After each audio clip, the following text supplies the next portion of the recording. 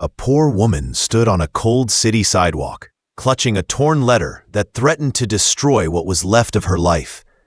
At the same moment, a millionaire CEO stepped out of a black car just a few feet away, unaware that fate was about to collide them back together. Their worlds were complete opposites, his wrapped in wealth, hers drowning in struggle. Yet something about her face made him freeze, as if a buried memory slammed into him without warning. Before either of them could speak, a voice called her name, and everything shifted in a way no one expected. Emma Carter's mornings always began the same way, quiet, rushed, and heavy. Her tiny apartment, in a worn-down Los Angeles neighborhood, barely held anything, yet somehow felt weighed down by bills stacked on the table and the lingering worry that never left her chest. The peeling paint on the walls, the flickering hallway light, the cold sink water, everything reminded her that life hadn't been kind for a very long time. Still, she moved with gentle determination, tying her hair back and whispering a hopeful thought to herself before stepping outside. Across the city, a completely different world existed. Shiny floors, glass towers, and a top-floor office where decisions worth millions were made every hour. Lucas Bennett, now a well-known millionaire and CEO, lived in that world. People admired him for his success, whispered about him for his wealth, and relied on him for leadership. But despite the power that surrounded him, he often felt a strange emptiness he couldn't explain. Some nights, he found himself staring at an old childhood photo he kept hidden in his desk drawer, wondering why a simple memory meant more than all of his victories put together. While Lucas stepped into board meetings, Emma hurried through crowded bus stops, working 2 small jobs to keep herself and her sick mother afloat. Grace Carter's health had been failing for months. Hospital visits drained the last of their savings, and every doctor's update felt like a new blow. Yet Emma never complained. She worked late shifts, skipped meals, and smiled for her mother, even when tears burned behind her eyes. Her kindness was the one thing life couldn't take from her. Maya Brooks, Emma's closest friend, often tried to convince her to accept help or rest, but Emma always shook her head. "I'm okay," she'd say softly, even when she clearly wasn't. Maya knew the truth. Emma carried years of struggle on her shoulders, and every day made them heavier. One afternoon, after a long shift at the diner, Emma rushed to the hospital. She clutched the new stack of medical bills so tightly her fingers went numb. The numbers were higher than anything she could manage. If she didn't pay soon, the hospital would stop treatment. Fear tightened in her chest, but she forced herself to breathe. She promised her mother she would never give up. Meanwhile, miles away, Lucas was preparing for a charity event that his team insisted he attend. He wasn't interested in the spotlight, but the fundraiser was connected to a community program he believed in. As he glanced at himself in the mirror before leaving, he felt an unexpected tug in his memory, like something from his past was getting closer. That same evening, Emma stepped outside the hospital, the cool wind brushing against her tired face. She held the bills against her chest, trying not to break. A sudden noise from down the street made her look up. A luxury car had pulled over, its door opening slowly. Emma squinted, confused, because the person stepping out looked strangely familiar. And the moment she realized why, her heart skipped in disbelief. Emma froze where she stood. The man stepping out of the luxury car looked exactly like the boy she once knew. The boy who shared crayons with her in elementary school, who defended her when other kids mocked her torn shoes, who promised he'd always find her again someday. But that boy had vanished from her life after his family moved without warning. She never knew what happened to him. Now he stood just a few feet away, taller, sharper, wrapped in success she could only dream of. Lucas Bennett. The millionaire CEO whose face often appeared on business magazines in the grocery store she cleaned at night. Lucas paused too, as if an old memory grabbed him by the throat. He blinked hard, trying to place the familiar softness of her features. Then it struck him, not logically, but emotionally. Something deep inside whispered her name before he could stop it. But Emma turned away quickly, embarrassed. She didn't want anyone, especially someone like him, to see her holding hospital bills and shaking from exhaustion. She tugged her jacket closed and hurried toward the bus stop. Lucas felt a strange panic rising. The CEO panicked. Those words would have shocked anyone who knew him.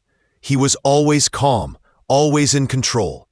But watching her walk away filled him with a fear he couldn't explain, like losing something twice.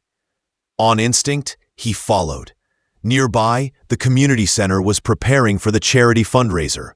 Volunteers rushed around, setting up chairs, lining donation boxes, and sorting food supplies. A small crowd was already forming. Emma tried to slip past unnoticed, hoping to rest on one of the benches before catching her bus. But she didn't see the stack of donation boxes teetering behind her until it was too late. A loud crash scattered supplies across the pavement. People gasped. Everyone turned. Emma stumbled back, mortified.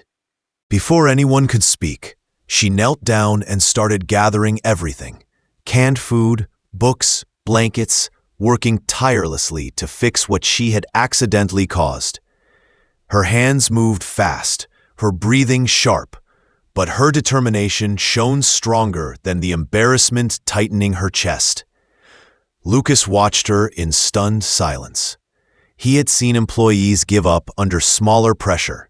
He had seen wealthy partners lose their patience over minor delays. But here she was, tired, poor, overwhelmed, yet helping with more focus and kindness than half the people he'd met in his boardrooms. One of the volunteers muttered, "Just leave it, we'll handle it." Emma shook her head. "No, I can help. I caused this. I'm sorry." Her voice was soft but firm, a voice shaped by hardship, not weakness. Lucas stepped closer. "Let me help," he said gently. Emma finally looked up at him, straight into the eyes she remembered from a lifetime ago. Her breath caught. For a second, the world felt painfully familiar. Before either of them could say anything more, an organizer rushed over. "Sir, we've been waiting for you inside. Everyone's expecting your speech." People began whispering, "That's Lucas Bennett, the millionaire who funds half the programs. What's he doing out here?" Emma's heart sank. She backed away, clutching her bag, suddenly feeling even smaller than before. Lucas wanted to speak to her. She saw that in his eyes. But the rush of people pulled him toward the entrance. He hesitated, torn between duty and the strange pull toward her. Emma took it as a sign and turned to leave. Maya appeared out of nowhere, grabbing Emma's arm. "Hey, what happened? You look like you saw a ghost." Before Emma could answer, Maya's phone buzzed violently. She glanced at the screen, and her expression changed instantly. "Emma, you need to hear this," she whispered. Emma's stomach tightened. "What is it?" Maya swallowed hard. "It's about your mother. Something happened." Emma felt the world tilt. Behind her, Lucas finally broke free from the organizers and glanced toward the street. Just in time to see Emma stumble, pale and shaking, before Maya caught her. His heart dropped. Emma looked up in his direction for one final second, then ran. Lucas felt it deep in his chest. This wasn't just a random encounter.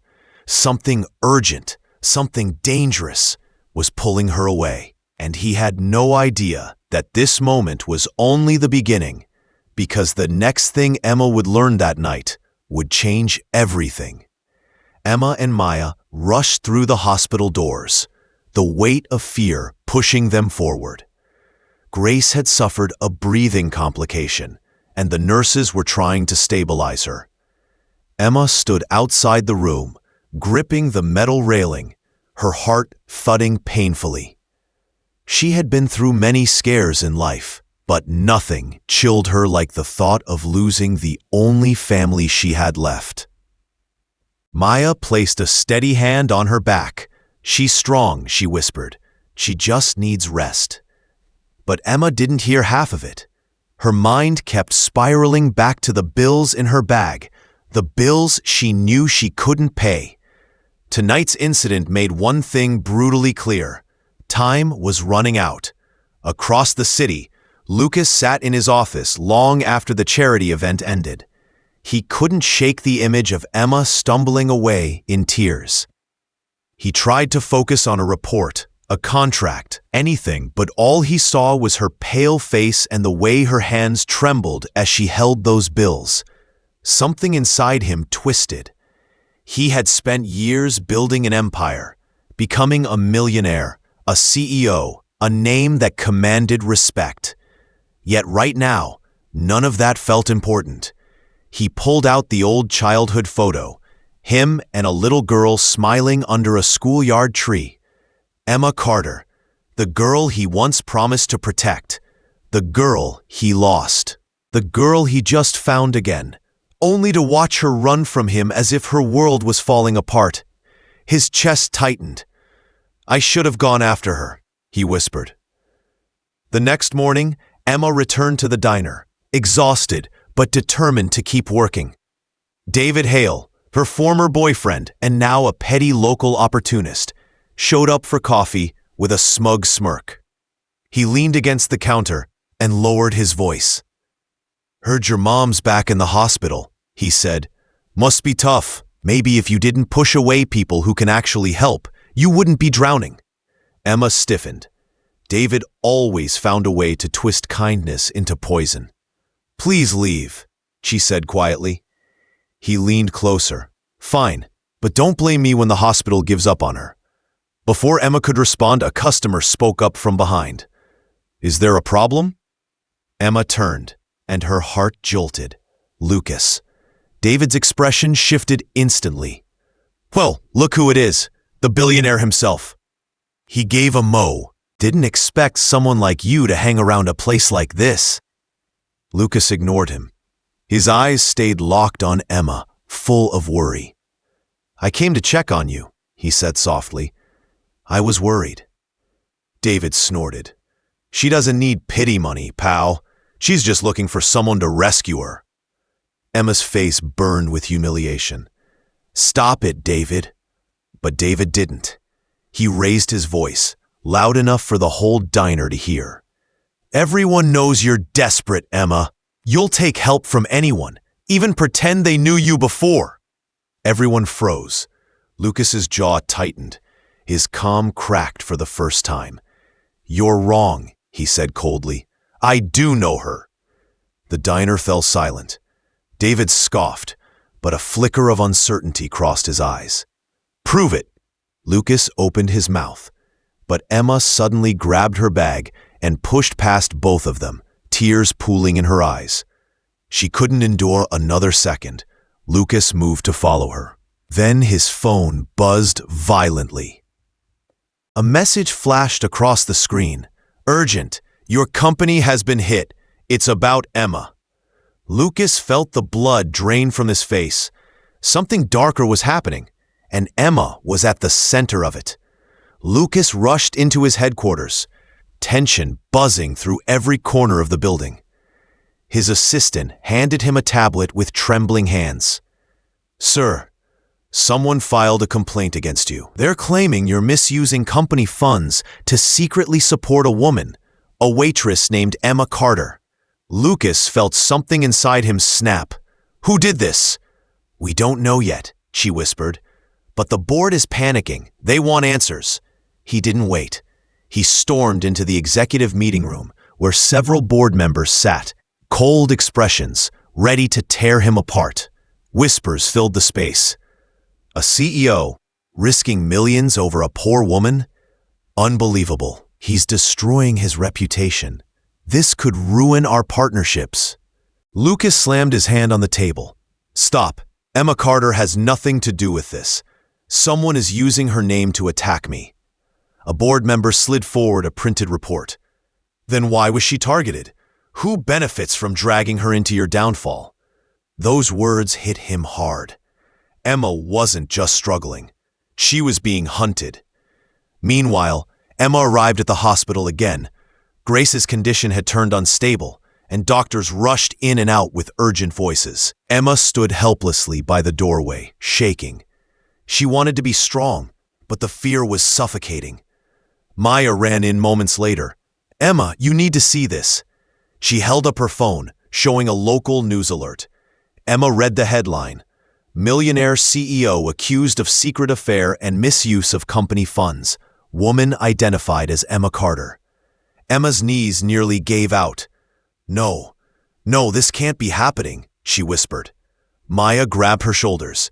"Someone is doing this on purpose. You need to talk to Lucas." Emma shook her head violently. "No, I can't be the reason he loses everything. I won't drag him down." Before Maya could answer, the doctor stepped out. "Emma, your mother is asking for you. You should come in now." Emma followed him inside, her heart breaking. Grace lay weak but conscious, eyes soft with worry. "Don't cry, baby," Grace whispered. "Life tests the strongest hearts. Yours was made to survive anything." Emma bit back tears. "Mom, I don't know what to do. Everything is falling apart." Grace squeezed her hand, voice frail but steady. "Then hold on to what's real. People can take everything from you, except your truth." Emma lowered her head, tears slipping down her cheeks. Her mother's words struck something deep and trembling inside her. She stepped out of the room a few minutes later, only to find someone waiting in the hallway. Lucas. He looked shaken, breath unsteady. "Emma, we need to talk. Someone is trying to destroy both of us." Before Emma could respond, a loud announcement echoed overhead. "Code Blue, Room 214, immediate assistance needed." Emma's heart stopped. Room 214 was her mother's room. Emma sprinted toward Room 214, her pulse thundering in her ears. Nurses crowded the doorway, calling out instructions, rushing equipment inside. She tried to push through, but a nurse blocked her gently. "Please wait. We're doing everything we can." Emma's breath broke. Maya held her trembling shoulders, while Lucas stood a few steps back, torn between giving her space and wanting to anchor her through the storm.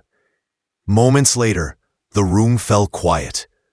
A doctor stepped out, removing his gloves. "She's stable," he said softly. "It was close, but she's fighting. Stay positive." Emma's knees nearly buckled with relief. She pressed her forehead to the wall, trying to collect herself. When she finally turned, her eyes met Lucas's, and for the first time, she didn't look away. "What do they want from us?" she whispered. Lucas stepped closer. "They want to break me, and they're using you because they think you're the easiest target." His voice shook, something rare for a man known for steel control. "But they're wrong. You're stronger than any of them." Emma's eyes welled. "I never wanted you dragged into my problems. And I never wanted you to face yours alone." She swallowed hard. "Why? Why do you care so much?" Lucas hesitated, then took out the old childhood photo. The edges were worn, but the faces were unmistakable. Emma gasped as her hand flew to her mouth. "You kept this?" she whispered. His voice broke. "I never forgot you, Emma. Not one day." Emma's heart cracked open. All the years of struggle, all the loneliness, all the unanswered questions, they surged up like a wave. Her voice trembled. "Lucas, I thought I was nothing to you, just a memory. You were the only part of my life that ever felt real." He took a slow breath. "And I'm done hiding it." Before Emma could respond, heavy footsteps echoed down the hallway. David appeared.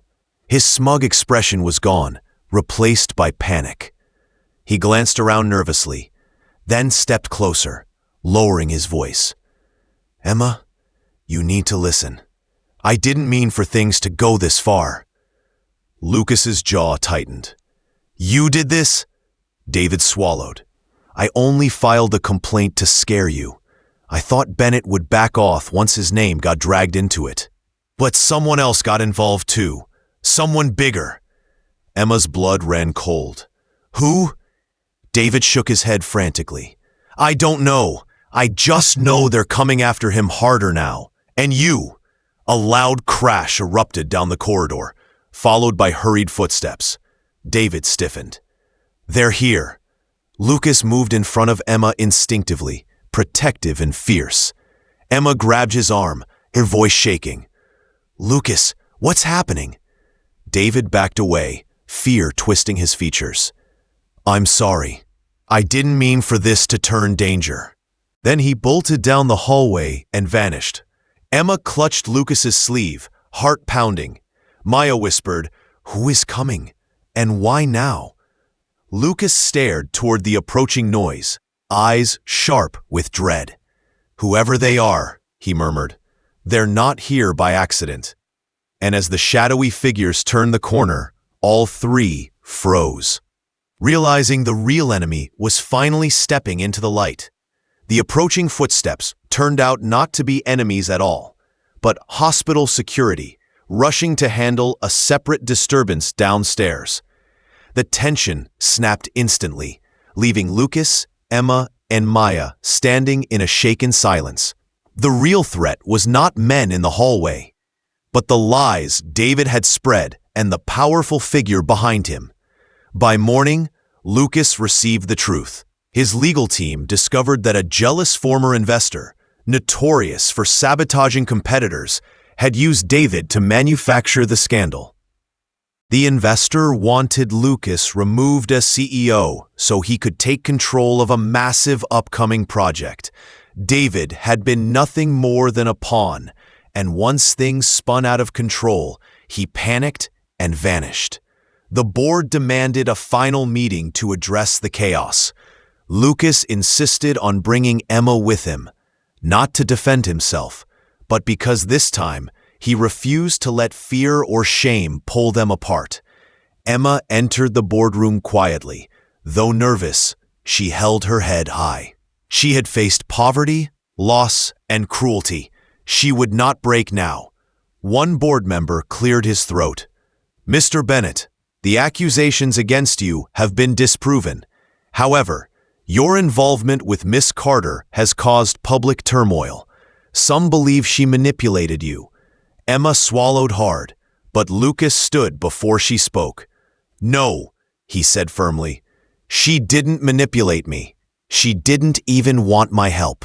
Everything you've been told was a lie created by a man who feared I'd succeed without him."